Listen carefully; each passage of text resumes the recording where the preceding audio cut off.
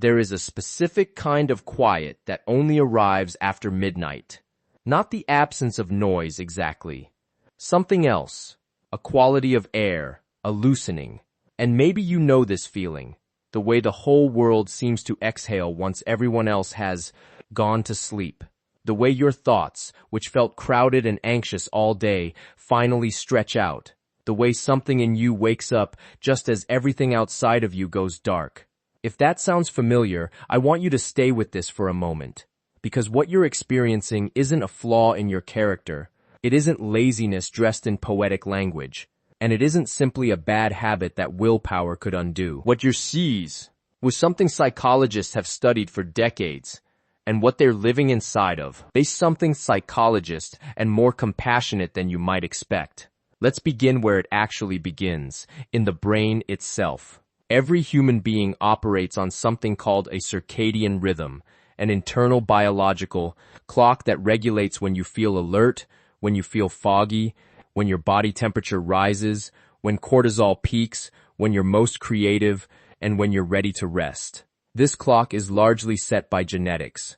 Researchers call its expression your chronotype, and chronotypes exist on a wide spectrum. On one end, morning types, who feel genuinely energized at dawn, whose best thinking happens before noon. On the other end, and this is where many of you are, evening types, night people, those whose biology simply peaks later.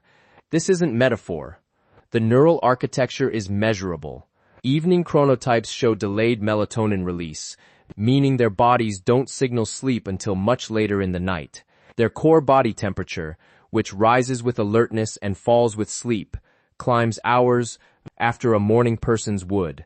Cognitive speed, working memory, processing fluency, all of it shifts later for these brains. You aren't choosing to feel more alive at night. Your biology is doing that for you, quietly, every single day. And yet, and here is where the wait begins. The world is not built for you. School starts at 7:30 in the morning. Most offices open at 9. Breakfast meetings are considered virtuous.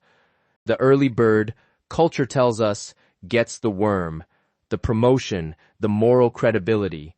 There is an entire architecture of social approval built around mornings, and if your brain peaks at 11 at night, you wake up every day already misaligned with the structure you're required to move through.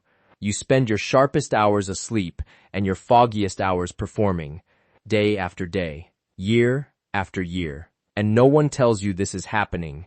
They just ask why you seem so tired.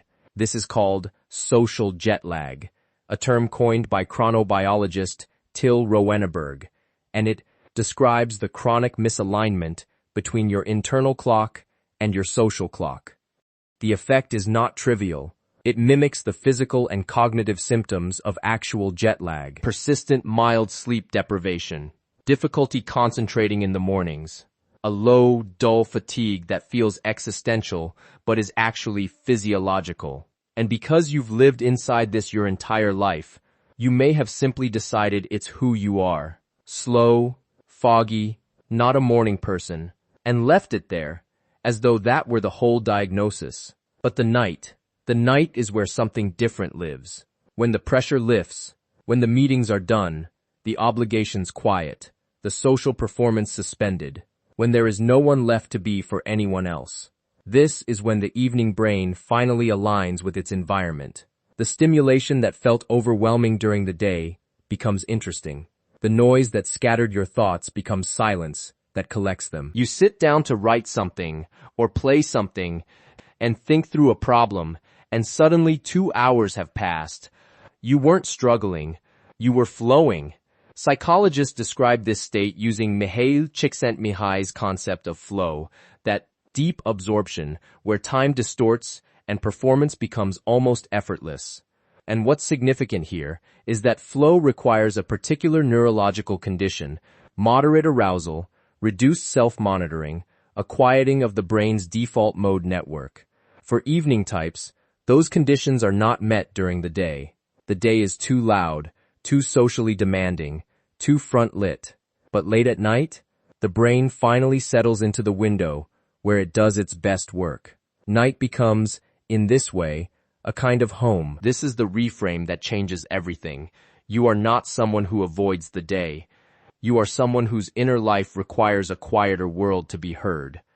And the world only gets that quiet after dark. Now let's follow this across a life, because the way this pattern evolves is important. In childhood, evening types often first experience it as restlessness, lying in bed, wide awake, while the house sleeps. Not anxious necessarily, just not tired, thoughts moving, imagination active. A child who reads under the covers with a flashlight, who makes up stories in the dark, who discovers that the night has a texture the day doesn't. For many of these children, the night is the first place they've found that feels entirely their own. In adolescence, the chronotype shifts even later. This is biological, by the way, not rebellion. Puberty delays the circadian rhythm further in virtually all teenagers, which is why the image of the sleepy, unresponsive teenager at 8 in the morning is not laziness, it's neuroscience. But for those already evening typed, this shift is amplified. They become intensely, almost painfully nocturnal. They do their best schoolwork at midnight. They have their deepest conversations at 2 a.m. They feel, for the first time, something like themselves, and that self lives in the small hours. In adulthood, the anchor drops. Work schedules, children, social expectations, these things pull the evening type toward morning, whether the brain is ready or not. And many people in this stage of life develop a complicated grief around their nights. Not the kind of grief you name, just a low-level awareness that something that once felt like freedom has been slowly traded away. The late hours are still there, theoretically, but now they carry exhaustion, or guilt, or the knowledge that the alarm comes early regardless. Night no longer feels like a gift. It feels like stolen time. And in midlife and beyond, some people make a quiet peace with it. They stop fighting the morning. They build whatever structures they can to protect a little of the night. They understand, finally, that this is not going to change. And sometimes, with that understanding, comes something close to relief. The blanket of the night stops feeling like a hiding place and starts feeling like simply where they rest. But here is what I want to say about the psychology underneath all of this. Underneath the chronotypes and the social jet lag and the flow states, there is often something more personal woven through the night hours for these people. A quality of interiority, a need for space that isn't occupied by the expectations of others. Many evening types, when asked honestly, describe the daytime as a kind of performance. Not a dishonest one, not a bad one, but a performance nonetheless. Showing up as the version of themselves that functions in the world's schedule, speaks in the world's register, moves at the world's pace. And the night is where that performance ends. Where the costume comes off. Where they don't have to be legible to anyone. Psychologists who study introversion and what researcher Elaine Aron calls high sensitivity have noted that people with these traits often have nervous systems that process experience more deeply and need more time to decompress from social and sensory input. For them, the night isn't just biologically favorable, it's psychologically necessary. It's the only time the nervous system genuinely quiets enough to let the person inside come forward. The night isn't avoidance. It's arrival. There is also, and I say this carefully, sometimes a grief that lives in the nighttime for these people. The day can feel like a series of compromises, of moving through a world that wasn't designed with your rhythms in mind, asking your brain to perform in its off hours, being evaluated on a schedule that doesn't match your biology. And the night, in its kindness, holds all of that without asking you to explain it. It doesn't require you to be productive, or sociable, or well-rested, or on time. It is, in this sense, the most reliable room in the house of a night person's life. The one that is always the same. The one that always welcomes them back. I want to say one more thing about what psychology reveals here, and it might be the most important. We live in a culture that has deeply moralized sleep schedules. Waking early is coded as discipline, success, ambition. Staying up late is coded as indulgence, disorder, immaturity. This framing is not neutral, and it is not scientifically supported.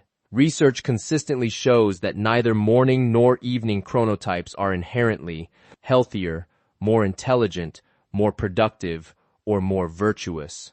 They are simply different expressions of human neurological diversity. The judgment attached to them is cultural, not biological, and the fact that you have spent years, possibly decades, quietly apologizing for yours is worth sitting with, because you didn't choose this. You didn't decide one day to make the night your home.